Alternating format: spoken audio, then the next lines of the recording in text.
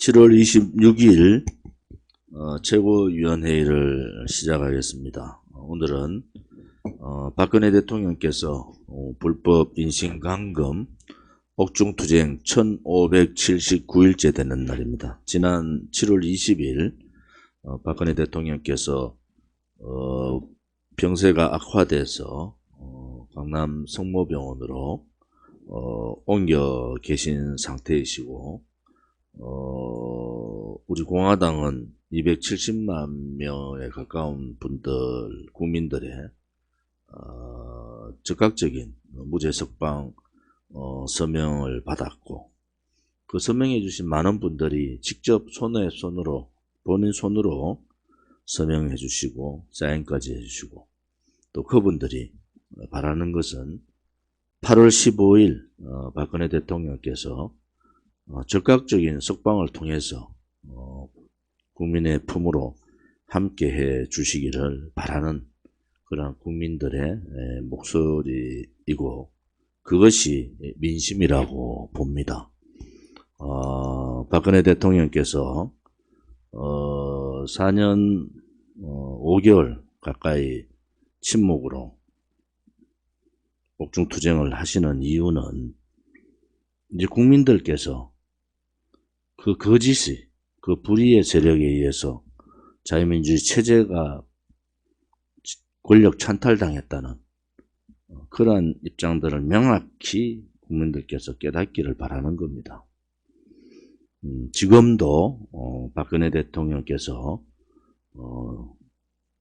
뇌물을 받았다고 생각하는 분들도 있고, 또 한편으로는 그 진실을 알면서도 그냥 정권 교체를 위해서 이제 묻고 가자는 그러한 분들도 있습니다.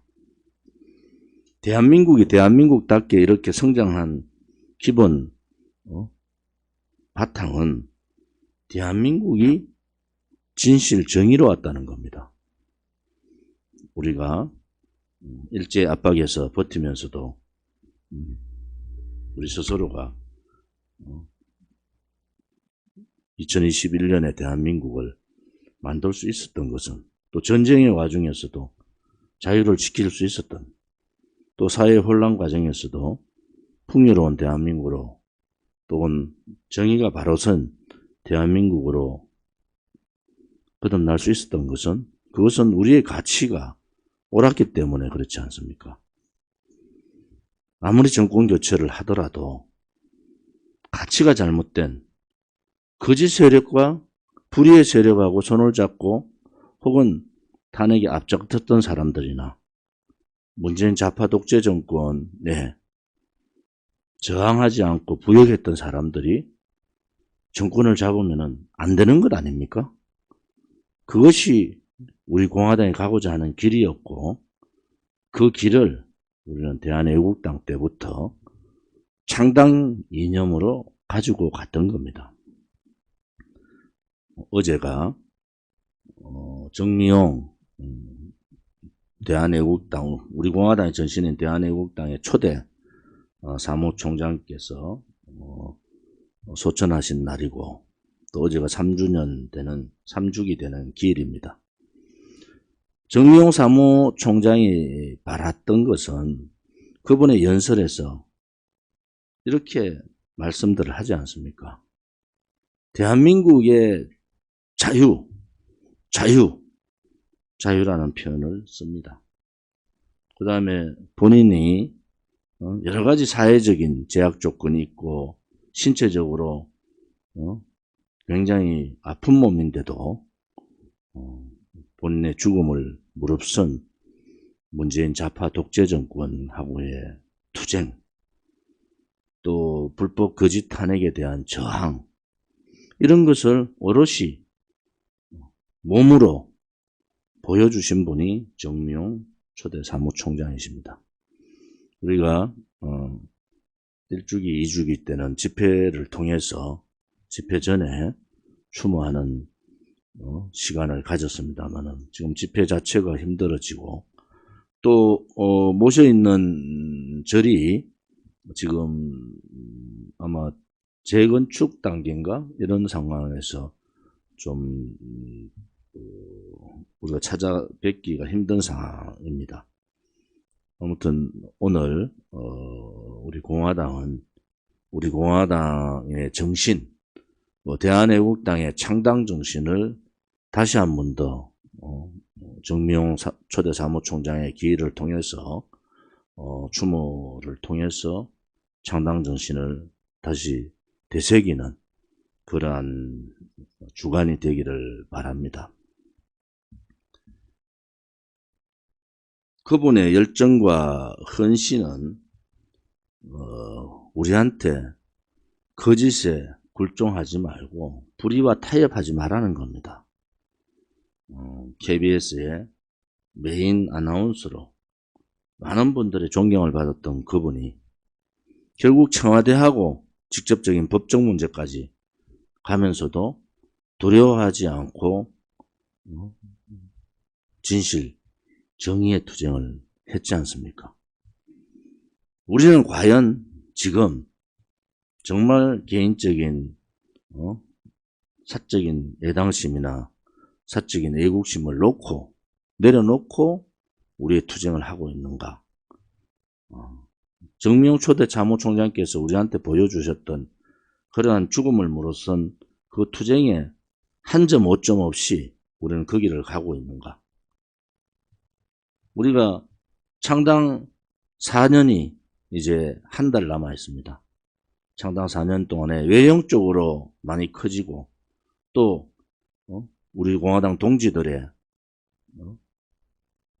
희생 또한 또 헌신 또한 굉장히 크지만은 과연 당대표를 비롯한 지도부나 당 사무처나 시도당의 지도자들은 그 길을 흐트림없이 가고 있는가라는 것을 우리는 다시 한 번 더 돌이켜봐야 될 것입니다.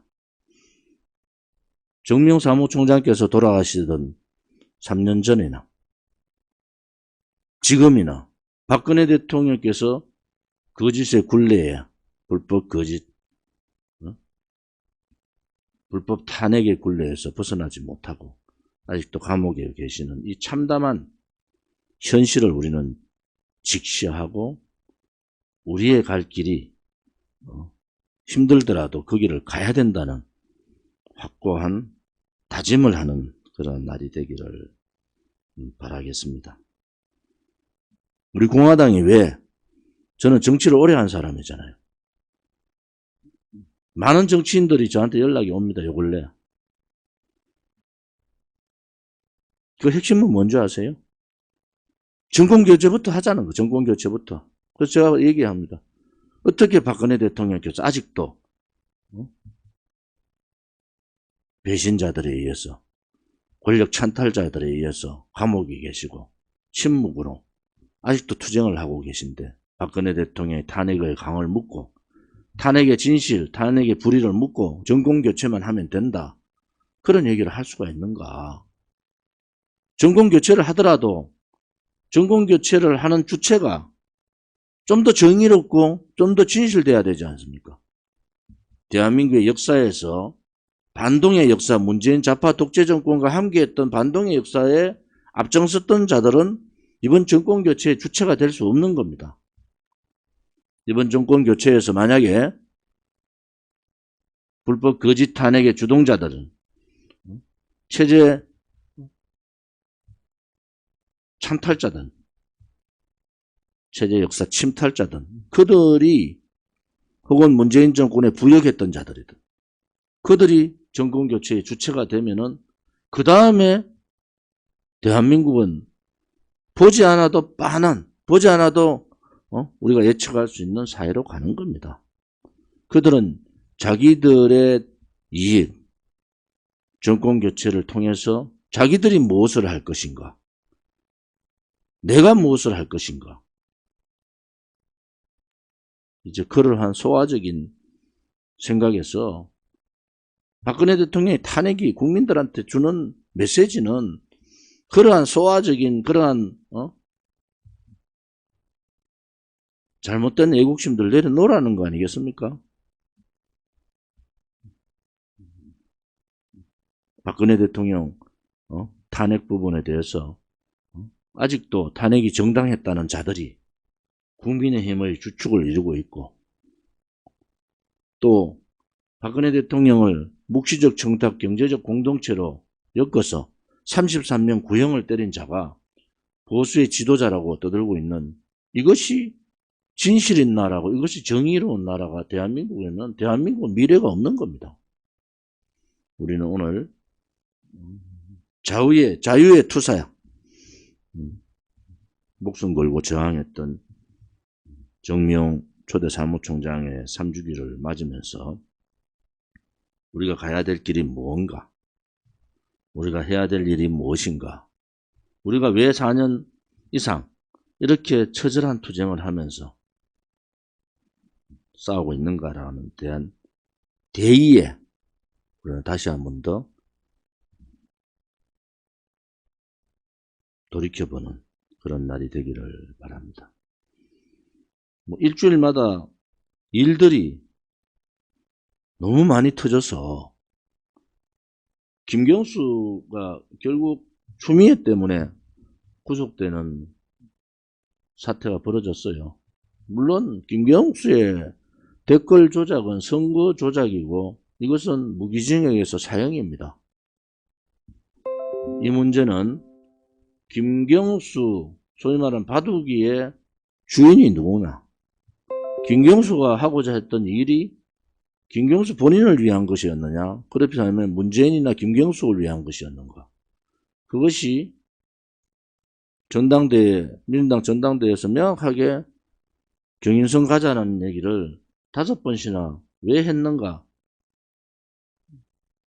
김경수의 댓글 조작 선거 공작에 혜택을 본 사람이 공범 아닙니까? 그럼 그 공범에 대해서 수사를 하고 특검을 해야 되는 것은 당연한 겁니다. 김경수가 자기 혼자 나서서 그래 한다? 그럴 수가 있습니까? 김경수가 어디 문재인하고 백리를 떨어져 있는 사람인가, 천리를 떨어져 있는 사람인가? 수행실장으로 대변인 역할을 하고 매번 그렇게 같이 붙어 다니던 사람 아닙니까? 그것을 문재인 씨가 몰랐다? 어느 국민이 그것을 인정할 수 있습니까? 지금의 검찰이나 사법부가 문재인 수사를 못할 겁니다. 그런데 이 문제는 그냥 넘어갈 수 있는 그러한 형사사건이 아니에요. 이것은 민주주의 사회에서 대의정치를 완전히 무너뜨려버린 그러한 조작입니다. 조작. 선거 댓글 조작, 여론 조작 아니겠습니까? 이 문제는 역사의 심판이 반드시 있어야 된다. 지금 특검을 하자고 얘기를 해도 저들이 하겠습니까? 국민의힘이 100명 이상 있는 국회의원이 적다고 저항도 못하고 있는 상황에 도대체 탄핵이 정당했다는 것은 도대체 무슨 얘기예요? 탄핵이 정당했다 하면서 댓글 조작에 대해서 싸우게 된다고 특검하자 하는 사람들은 도대체 무슨 얘기입니까? 박근혜 대통령의 탄핵 그 시점이 대통령 선거 때보다 더 많은 댓글 조작이 있었다는 것도 국민들이 다 알지 않습니까? 이 부분에 대한 인식이, 단추를 하나 잘못 끼면 박근혜 대통령이 탄핵이 정당했다는 단추를 끼는 순간에 모든 불의와 거짓이 좌파들에 의해서 권력 찬탈자들의 손을 들어주는 상황이 될 수밖에 없어요. 아무리 변명하면 무슨 의미가 있습니까? 기본적인 첫 단추 자체를 잘못 끼웠는데, 이런 부분에 대해서는 우리 공화당이 좀 더 명확하게 할 필요가 있다. 지난 토요일 민노총의 본거지라는 창원 상남시장의 희망배달, 16차 희망배달을 가졌지 않습니까? 44번째 전통시장이고, 그 전통시장, 상남시장의 회장님들의 그 아픈 말씀을 우리는 경청을 한 30분간 경청을 했고 준비를 했지 않습니까? 그분들의 생각이나 우리 공화당의 생각은 똑같은 겁니다. 우리 공화당이 좀 더 공격적으로 민노총하고의 전면전을 해야 됩니다. 민노총의 최저임금 인상을 이해하는 국민이 몇 명 되겠습니까? 우리 공화당이 가장 먼저 민노총의 최저임금 인상 반대를 요구했고, 또 고용세습, 청년 일자리를 반토막 내는 고용세습 반대를 했고, 민노총의 비정상적 정규직화, 또 현대자동차를 중심으로 하고 있는 64세 정년,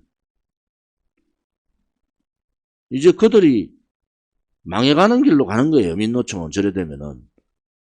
나라도 망하고 민노총도 망하는 길로 가는 겁니다. 우리가 홍보 기능을 풀 가동하고 정책 현수막을 통해서 민노총과의 전면전 선언을 하고, 거기에 최저임금 반대, 52시간, 주 52시간 근로제 반대, 고용세습 반대라는 명확한 우리 당의 입장을 전국에 알려야 되지 않습니까?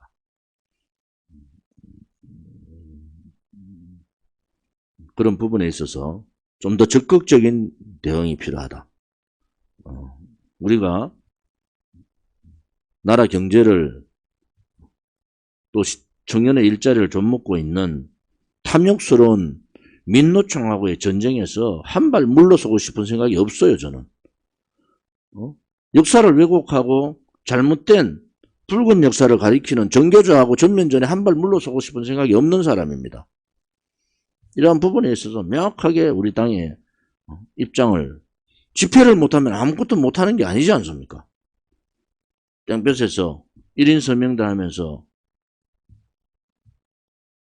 입당원서 한 장 받고 서명대 한 장 받는 그러한 고통을 가시밭길을 가는 동지들이 계시기 때문에 지도부나 사무처가 좀 더 적극적인 행동이 필요하다. 저는 말씀드렸잖아요. 우리 공화당에 오는 지도부로 들어오는 순간에 다 감옥 갈 준비를 해야 된다. 오늘 제가 사전최고회의 때도 그랬어요. 두려워하지 마라. 다 감옥 갈 생각을 하고 가자. 무엇이 두렵습니까?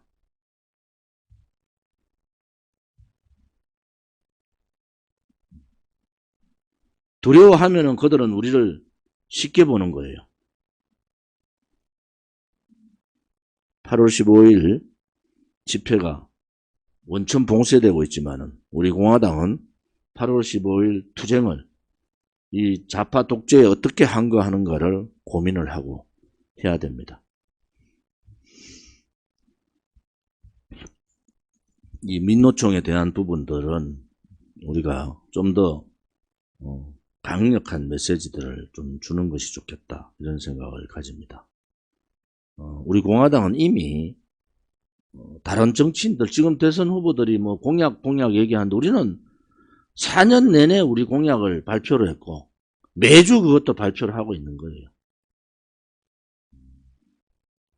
청년들한테 미래가 없는, 청년들의 희망이 없는 나라는 나라가 아닙니다. 우리 공화당이 가야 될 길은 미래 세대 청년들에게 어떤 희망을 줄 수 있는가, 또 수도권 집중화로 서울, 경기, 수도권도 망하지만은 지방도 망하고 있는 이 현실들을, 지방의 삶을 어떻게 올려줄 것인가. 지금의 복지, 포퓰리즘 복지 정책이나 노동 악법이나 경제적인 사회주의 악법들, 이러한 부분에 의해서 우리는 이미 악법 하나하나에 대해서 우리들의 입장을 다 밝혔어요. 거대 담론 이미 얘기한 지 오래됐습니다. 경제혁명, 사회혁명, 정치혁명, 이러한 혁명을 이루겠다는 그러한 혁명정당으로서의 가져가야 될 우리의 길은 굉장히 힘들지만은 오히려 국민들한테 희망을 줄 수 있는, 아직 우리 공화당이라는 정당이 정의로운, 진실된 미래를 생각하는 그러한 정당이 된다라는 확고한 메시지를 국민들한테 드려야 됩니다. 공약팀에서도 이러한 혁명적인, 여러분들 다른 사람 뭐 정치 지금 하는 사람들 공약들 보면 저 우스워요. 우리는 이미 사회주의 경제법에 대해서 이러한 포퓰리즘 정책에 대해서 노동악법에 대해서 또 한미동맹 훼손, 북한 퍼주기 이러한 안보부분에 대해서 이미 공약들을 다 발표했어요. 공약준비위원회에서도 제가 요청했던 날짜가 거의 다 다가온 것 같은데 정리를 좀 해주기 바랍니다. 기본적인 가치의 혁명뿐만이 아니라 5.16 혁명과 같은 사회적인 혁명, 정치적인 혁명, 경제적 혁명을 우리는 자유민주주의 체제, 자유시장경제, 자유통일의 기반 하에 우리는 그 길을 가야 되고 그것이 우리의 공약이지 않습니까? 그런 부분에 있어서 좀 더 당이 앞장서서 해주기를 바랍니다. 오늘 중앙일보에 이하영이라는 논설위원의 사설을 보고 경악을 금치 못했습니다. 유승민을 띄우는 건 좋은데 거짓을 가지고 유승민을 띄워서는 안 되지 않습니까? 공무원연금개혁에서 유승민은 아무런 역할을 안 했습니다. 오히려 제가 협상을 통해서 사회적 대타협을 이루고 공무원연금개혁이라는 정말 힘든 연금개혁을 완성했을 때 마지막에 이종걸이 그 당시 야당 원내대표한테 속아서 자기 입장을 주장하던 그리고 공무원연금개혁이 무산될 뻔했던 그러한 자가 유승민인데 그 유승민이가 공무원연금개혁을 주도했다? 이런 거짓말을 어떻게 중앙일보 사설에 대고 합니까? 그 당시에 신문기사들 한번 읽어보세요. 공무원연금개혁 마지막 협상에서 새로 원내대표 된 이종걸에 의해서 유승민이 들어오기 전에 특위는 이미 구성이 됐고요. 특위 활동을 시작을 했고 특위는 독립된 특위기관이기 때문에 원내대표하고 전혀 상관이 없는 거예요. 협상 다 끝내서 사회적 대타협을 통해서 다 결론 내리고 특위에서 결정 나가지고 발표까지 했는 내용을 가지고 와서 이종걸이 둘이 앉아서 이 사회적 대타협의 공무원연금개혁을 무산시키려고 했던 것이 유승민 아닙니까? 근데 어떻게 이렇게 새빨간 거짓말을 중앙일보라는 신문에서 할 수가 있느냐. 이거 법적 차원에서 정정 요구하셔야 돼요. 그 당시 기사만 보면은 유승민은 공무원연금개혁의 방해자였지 추진자가 아니에요. 그래서 결국은 공무원연금개혁 어플에다가 사회적 대타협을 어플에다가 유승민이 5개월 만에 원내대표에서 물러나는 사태가 벌어졌지 않습니까? 대한민국 국민이 다 알고 있는 그 사실을 이하영이라는 자가 어떻게 이렇게 거짓말을 합니까?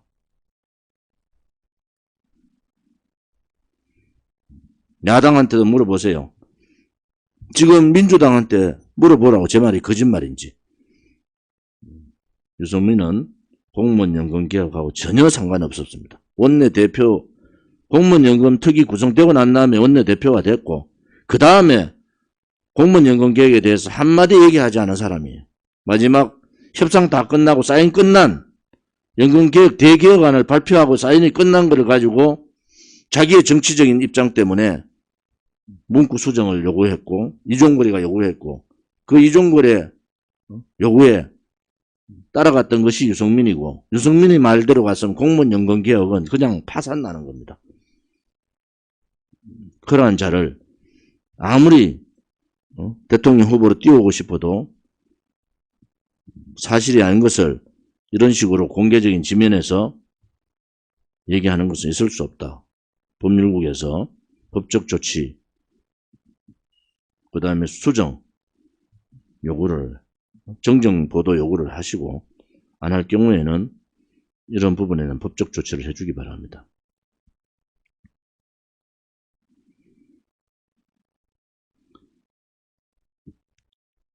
우리 공화당이 가야 될 길 여러 가지가 있지만은 아무튼 우리는 현재의 대한민국도 중요하지만은 미래의 청년 세대의 대한민국도 너무나 중요하다. 지금 좌파 정권 4년, 앞으로 5년 청년 세대의 미래를 다 죽여버리는 민노총 귀족노조의 배만 채우는 청년 일자리를 뺏어버리는 그러한 탐욕스러운 정권이고 탐욕스러운 민주노총입니다. 이제 청년들께서 제가 창원 가서도 이제 자영업자분들이나 소상공인들 들고 일어나야 된다. 다 죽고 난 다음에 가정이 파고되고 난 다음에 일어나면 무슨 의미가 있느냐. 청년들도 마찬가지입니다. 이제 청년 여러분들의 일자리를 민주노총이 갉아먹고 민노총이 여러분들의 일자리를 뺏어가고 있습니다.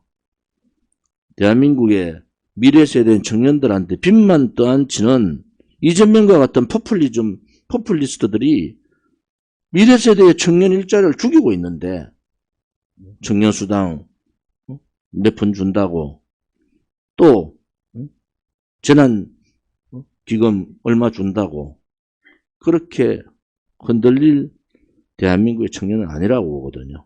그래서 이러한 부분에 대해서도 우리 공화당이 국민들한테 제대로 우리 공화당 입장을 전달할 수 있는 방법을 찾아야 되겠습니다.